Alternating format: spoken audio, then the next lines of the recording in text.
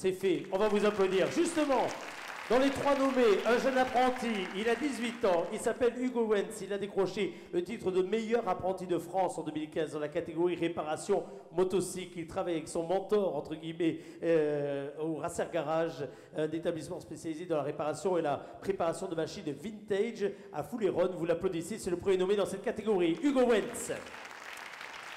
Martin Fils, une entreprise familiale, une institution dans le Fumélo, née en 1884. Martin Fils a assuré au fil des années de nombreuses activités, que ce soit par exemple la plomberie, le sanitaire, le chauffage, la zinguerie, l'électricité, j'en passe, c'est des meilleurs. Aujourd'hui, c'est la 5e génération. Claude Martin, la société est toujours présente pour les habitats particuliers, bien pour les entreprises. Martin Fils a su se renouveler en se tournant également vers les entreprises, vers les énergies renouvelables. Vous applaudissez Claude Martin et Martin Fils, s'il vous plaît. Benoît Danaché, chocolatier. Là, on est vraiment dans ce qui fait la force de l'artisanat avec tous les métiers, tous les métiers qui soient et l'excellence en soi. Chocolatier à Montréal qui a remporté cette année la finale départementale de la crème des pâtissiers. Ça s'invente pas comme titre. Une récompense qui va rejoindre sa victoire au concours Innover pour gagner dans une armoire à trophées déjà bien remplie il y a 3 ans. Il a quitté le centre-ville de Fumel pour s'installer donc à Montréal et son établissement baptisé Chocolotte a été reconnu par un très grand nombre de clients, des créations qui sont toujours très visuelles, savoureuses et en tout cas applaudis ce soir. Benoît Danaché. Et alors, chers amis, allez-y, si vous ne donnez pas le nom du gagnant, vous pouvez tout dire. Non, je ne donnerai pas le nom du gagnant, d'ailleurs, je ne le connais pas. Mais je voudrais d'abord remercier les organisateurs. Je voudrais penser à la cheville ouvrière de cette soirée, M. Recondo. Et puis je voudrais dire aux organisateurs que ce soir... Vous pouvez l'applaudir dès maintenant, on va le faire tout à l'heure, vous pouvez applaudir Cyril, toute son équipe à défait. Je suis très heureux d'ailleurs que cette soirée soit assez exportée en dehors du département, puisque j'ai dit qu'il y avait une représentante de Groupama Banque ce soir, mais il y a aussi notre secrétaire général qui est ici de Groupama Centre-Atlantique, donc ça va être exporté assez loin du Lot-et-Garonne, et je trouve que c'est très bien pour le Lot-et-Garonne. Merci. Eh bien écoutez, merci beaucoup. Alors, venez tous les trois. Nous, on va s'exporter sur le coin de la scène pour que nous laissions au virtuose, qui va, cela dit, essayer d'exporter également son talent au moins jusqu'à Paris. Et je dis au moins, je pense qu'il pourra aller beaucoup plus loin. Après, je lui souhaite de belles entrées dans un beau conservatoire comme celui-ci. On va lui laisser le soin de glisser quelques notes pour accueillir le vainqueur.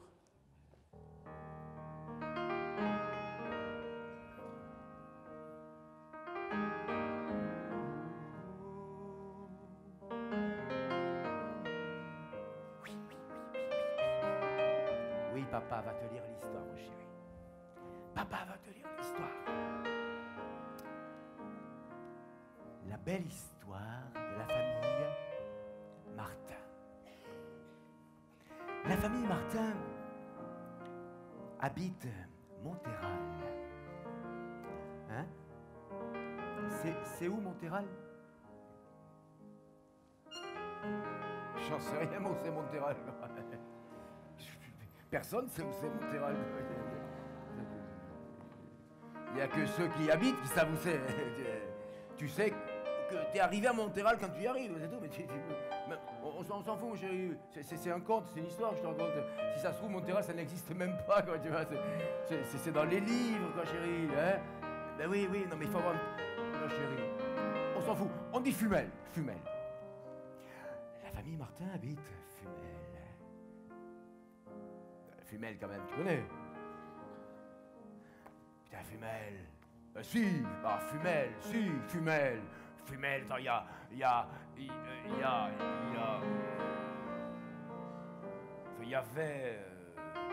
si, à Fumel, il y avait quand même... Il fait froid l'hiver, il fait très froid. Les nuits sont noires et les loups hurlent la nuit à Fumel. Et la famille Martin, qui est courageuse, habite dans cette région, mon chéri. Oui. Et monsieur Martin, qui s'appelle Jean Martin, était à meur. Pourquoi tu pleures? Qu'est-ce qu'il y a? Qu'est-ce que j'ai dit? Mais j'ai pas dit « et ta mère !» J'ai pas dit « et ta mère !» J'ai dit « et ta mère !» C'est quoi? C'est parce que c'est qu'un étameur. L'étameur, c'est un très très vieux métier, magnifique. On recouvrait d'une fine pellicule d'étain des objets, mon chéri. L'étain, c'est quoi? Mais l'étain, c'est quoi l'étain? Ben, l'étain, c'est ce qu'on faisait à Monterral, tu vois, mais il y a très longtemps. C'est un mélange, je crois, de plomb et de quoi? Et de cuivre, je crois, mais on s'en fout. On est en 1885, d'accord? Il faut que je remonte jusqu'en 2016. T'es pas couché, t'es pas endormi, alors tu arrêtes un petit peu de poser des questions, d'accord? Oui, il est tard, il faut que tu dormes, il y a école demain. 1885, Jean Martin, il s'appelle Jean Martin, il habite à Montréal, il n'a pas choisi, Jean Martin, d'habiter là-bas, figure-toi. Et il est là-bas, 1895, il est plombier, on s'en fout, c'est pareil, il est pas, non, il est plombier, et là, il a un fils qui s'appelle Dieudonné.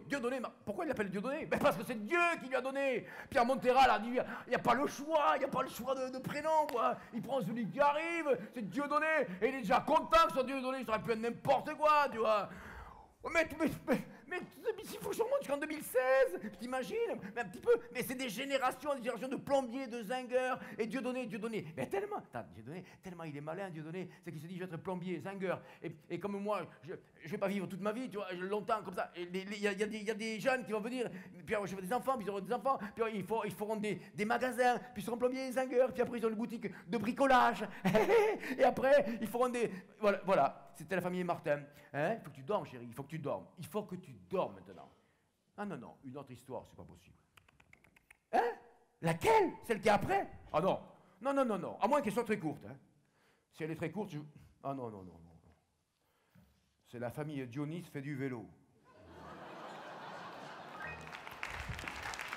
On va garder la première histoire. Vous applaudissez Claude Martin, s'il vous plaît, qui nous rejoint. Claude Martin. Où est-il? Il est là? Non? Oui? Si? Est-ce que Claude Martin nous rejoint? Le voici.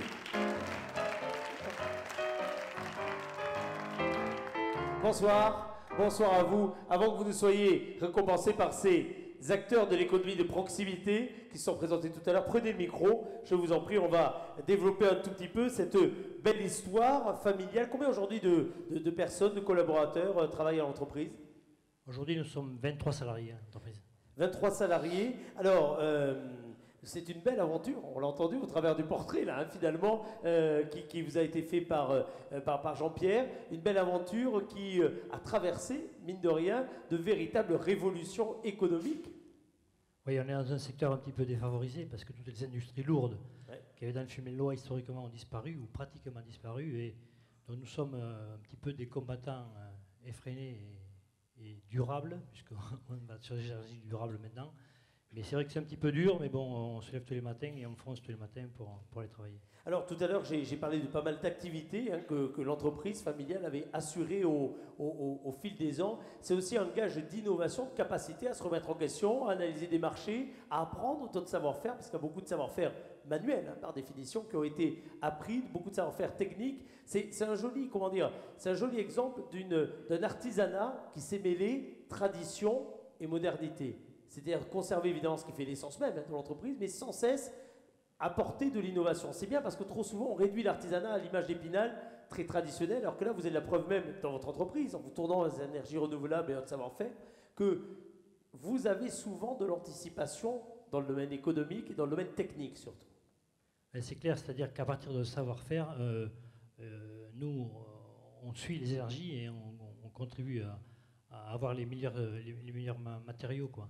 Mais aussi, je tenais à signaler ce que disait M. Mazzoli, qu'on est fervent supporter de l'apprentissage. Nous, on prend tous les ans entre 2, 3, 4 apprentis par an, et ce qui permet de valoriser et de continuer ce savoir-faire dans l'entreprise. On va vous applaudir. Vous allez au centre de la scène. Je vais récupérer le micro et accompagné de Groupama, accompagné de la Chambre de métiers de l'artisanat, vous allez recevoir ce trophée bien mérité, le dernier de la soirée avant ce qui est quelque part le coup de cœur spécial et la personnalité de l'année. Voici ce trophée récompensant une belle histoire d'entreprise, l'entreprise Martin Fils, que vous applaudissez, s'il vous plaît.